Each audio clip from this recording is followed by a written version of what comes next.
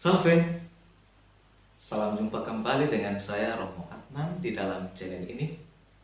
Semoga Bapak Ibu Saudara-saudari dalam keadaan sehat walafiat.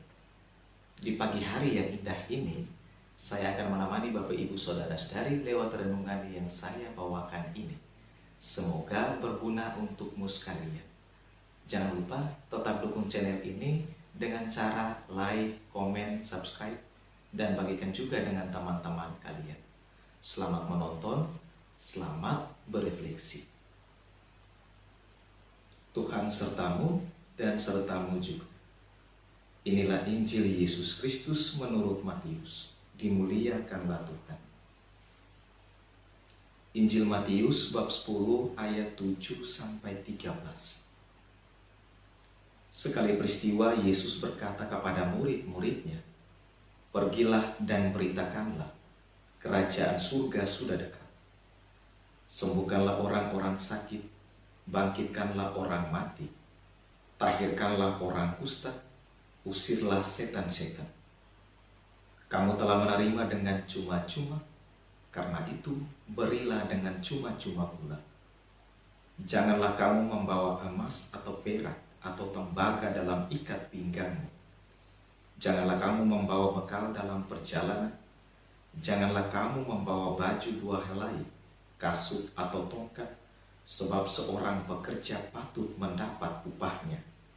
Apabila kamu masuk kota atau desa, carilah di situ seorang yang layak, dan tinggallah padanya sampai kamu berangkat. Apabila kamu masuk rumah orang, berilah salam kepada mereka. Jika mereka layak menerimanya, salammu itu turun ke atasnya. Jika tidak, salammu itu kembali kepadamu." Demikianlah Injil Tuhan. Terpujilah Kristus. Bapak Ibu, saudara-saudari yang terkasih di dalam Kristus, para murid Yesus sudah lama berada dan tinggal bersama Yesus. Mereka mendengarkan semua ajaran Yesus dan menyaksikan mujizat yang dilakukan oleh Yesus. Yesus tidak ingin mereka hanya sekadar sebagai pendengar atau penonton Yesus. Yesus mau mereka mesti hidup mandiri. Yesus mau agar mereka juga melakukan apa yang Dia lakukan. Karena itu, dalam kisah Injil hari ini, Yesus mengutus para muridnya untuk pergi dan memberitakan kerajaan surga sudah dekat.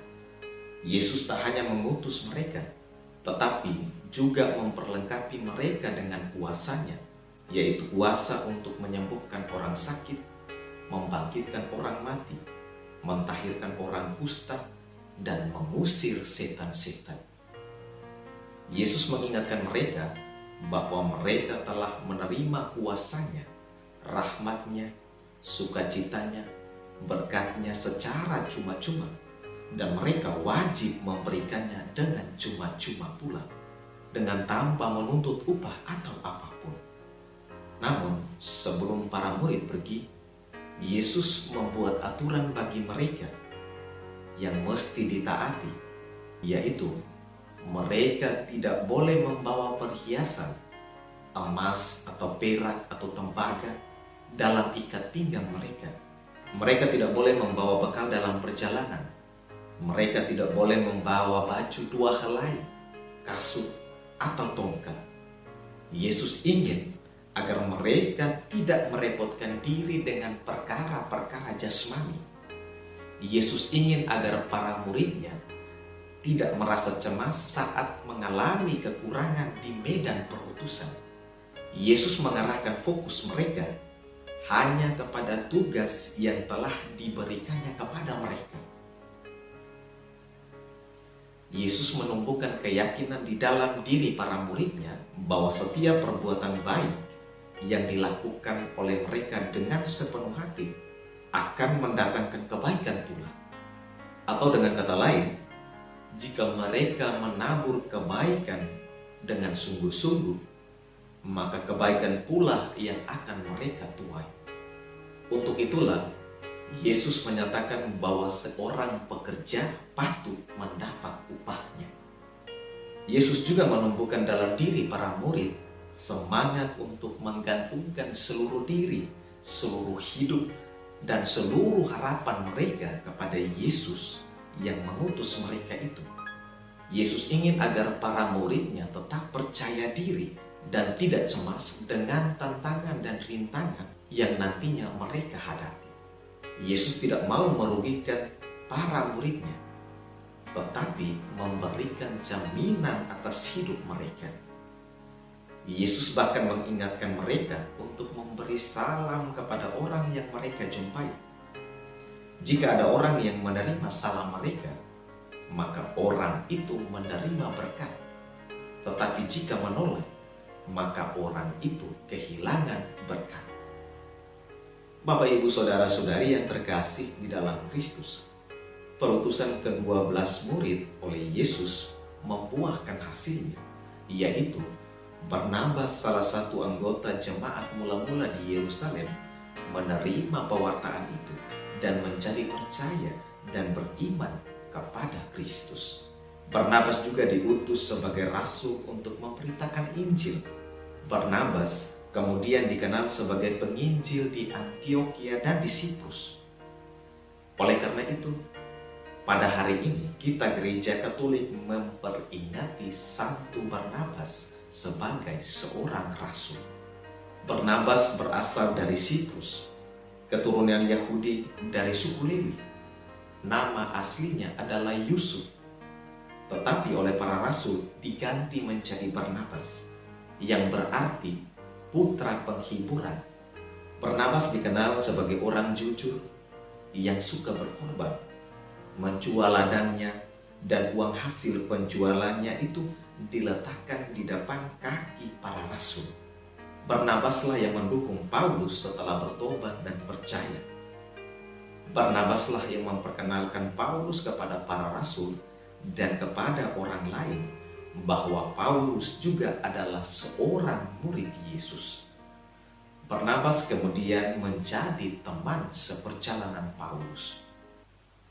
Bapak, Ibu, Saudara-saudari yang terkasih di dalam Kristus, dalam Injil hari ini, Tuhan Yesus kembali menyadarkan kita akan tugas perutusan kita sebagai pengikutnya. Bahwasanya, sejak kita dibaptis, semua kita telah menjadi pengikut Kristus, memperoleh tugas yang sama. Pergilah dan beritakanlah kerajaan surga sudah dekat. Sadar atau tidak, saat itu kita juga diperlengkapi dengan karunia Kristus, dengan kuasa Kristus.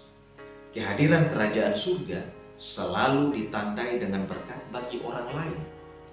Orang sakit disembuhkan, orang mati dibangkitkan, orang kusta ditahirkan, dan setan-setan diusir. Berkat itu bersumber dari Tuhan sendiri. Kemurahan dan kemahakuasaan Tuhan itulah yang akan kita wartakan kepada orang-orang yang masih berada dalam kegelapan dosa dan pelbagai penderitaan hidup. Tuhan itu ada dan dekat dengan kita. Dan Dia ingin menyelamatkan kita dari dosa dan penderitaan hidup. Setiap kita dipanggil dan diutus setiap saat.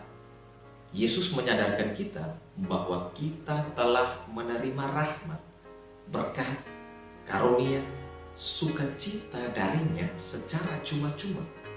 Karena itu, Yesus meminta kita untuk berbagi berkat, berbagi rahmat, berbagi karunia, berbagi sukacita yang telah kita peroleh secara cuma-cuma darinya. Rahmat yang kita terima secara cuma-cuma, mestinya kita bagikan dengan cuma-cuma pula. Karunia yang kita terima secara cuma-cuma, mestinya kita bagikan juga secara cuma-cuma pula.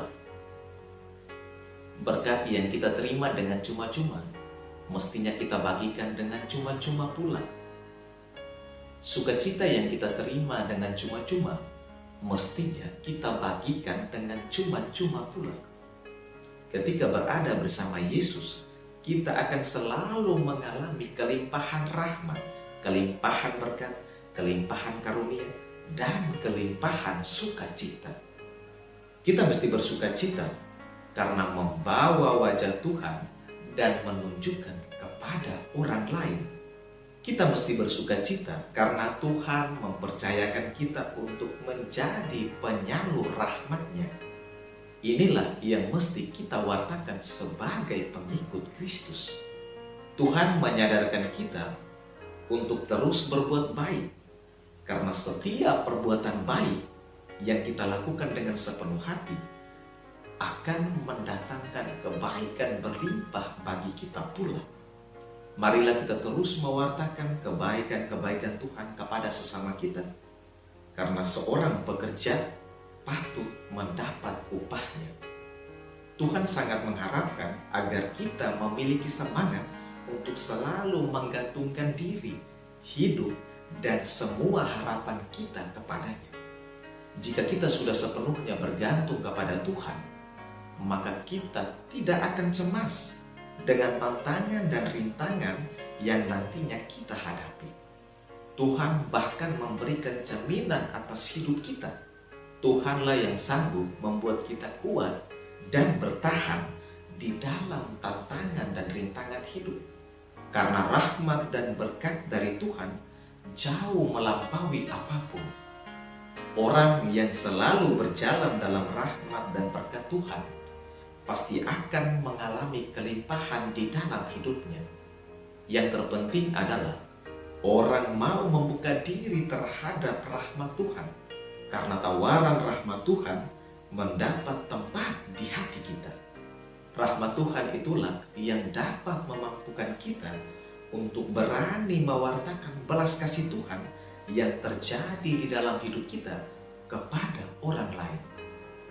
Marilah kita selalu hidup bergantung pada Tuhan, agar kita berkelimpahan rahmat, berkelimpahan berkat, berkelimpahan karunia, dan berkelimpahan sukacita. Marilah kita memohon rahmat Tuhan agar memampukan kita untuk rela membagikan apa yang telah kita terima dari Tuhan secara cuma-cuma kepada orang lain secara cuma-cuma dan tanpa menuntut upah atau imbalan. Amin. Selamat pagi dan selamat berkarya. Salve. Tuhan memberkatimu sekalian.